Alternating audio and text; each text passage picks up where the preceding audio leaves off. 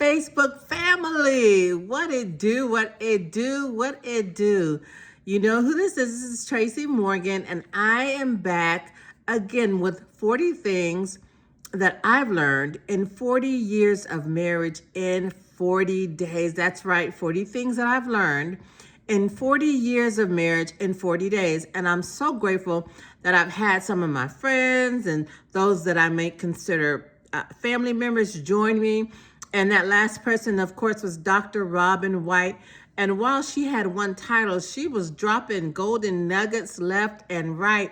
So on a personal note, shout out to you, my Robin, Dr. Robin, for joining me. I believe I have at least one more guest scheduled, and you are going to love them.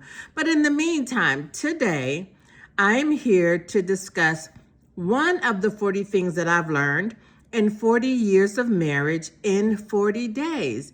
And that thing is be friends.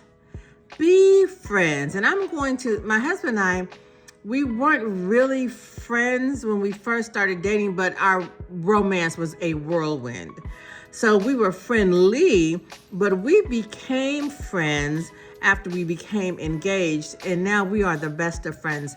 You know, contrary to popular thought, he is my best friend, and I am his best friend. Now, I have another best friend I do girly things with, and we discuss girly things and that kind of thing.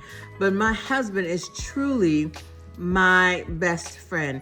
So today's lesson, Be Friends, is gonna come out of, again, I told you guys that I had written a book, and I'm gonna take another excerpt out of the book. What happens is I have 31 chapters, and each chapter is a recollection of something that happened inside of my marriage for at least a span of 31 years. And so after that chapter, after that recollection, I add what's called a sticky note. And it's just a little note that kind of explains the gist of the story, or why I shared the story, or what my heart is that you would get out of that story. And so today, I wrote a story about, not today, but today we're going to talk about a story that I wrote. And in this particular story, this recollection, my husband would travel a lot when we first got married, and I didn't like that. We had moved into a new city. He was traveling a lot. When we first got into the home, within 30 days, someone had stolen all of our stereo equipment. Then, you know, we didn't have Alexa then. We didn't really have YouTube streaming, stuff like that. So we had a lot of stereo equipment stored in our garage, and someone stole that. So of course now I'm uncomfortable.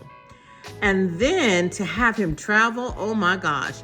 And so when he would travel, I would have all of the lights on in the house 24/7. I had stored my butcher knives and other knives under my mattress.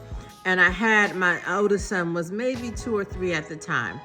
And so that's how we would roll until my husband came home. But wives, you know that whenever your husband goes out of town, that is the exact time for things to happen. And on one particular day, again, my husband was out of town. My oldest son and I were sitting in the family room. I was sitting there with a butcher knife watching television. And as always, children will scamper away. Well, I knew he was close by, but then he came back into the family room, and all of a sudden I started to smell something. And this something that I was smelling was a little rank. And so I just happened to tell him, stand up, turn around, and there was boo-boo smashed all on his legs. He had gone to the bathroom by himself, all on his legs, just stinking. And so I went into the bathroom, the downstairs bathroom, and the toilet seat was smeared with boo-boo. And I looked at it, and I just started to cry.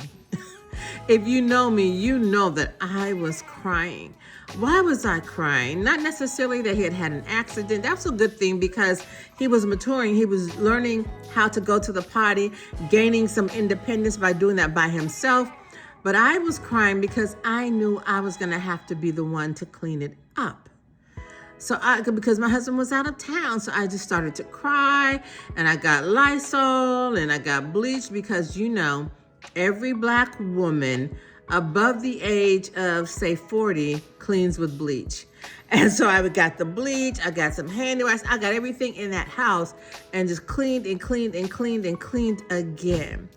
And so what I wanted to share is that, especially as friends, whenever my husband is in the home, it's just a different air altogether. He can be upstairs all day long. I can be downstairs all day long. But just him being in the house and me knowing that he's in the house, it just sets it right. It just makes it feel sweet. But the fact that we like each other helps. We will joan on each other. We're very competitive, so we'll compete in games, just the two of us. But I like him. I don't just love him. I don't just lust after him. Because those things, sometimes they can wane. That lust can definitely wane, especially if he gains weight or if you gain weight and you only lust after him. But I like him. We can sit down and talk over for hours and hours. We can watch the same movies. I'll sit next to him while he watches a movie that I hate, just because I like him and I like being around him. So I shared that story in my book, but I want to read that sticky note to you. Are you ready? Here it goes. It says the marriage design. After more than 3 decades of marriage, things still seem to be better when my husband is around. He doesn't always have to be in my face smiling and telling me how beautiful I am. That's called insecurity. And I don't always have to be up under him, leaning my big old head against his shoulder and cutting off his circulation.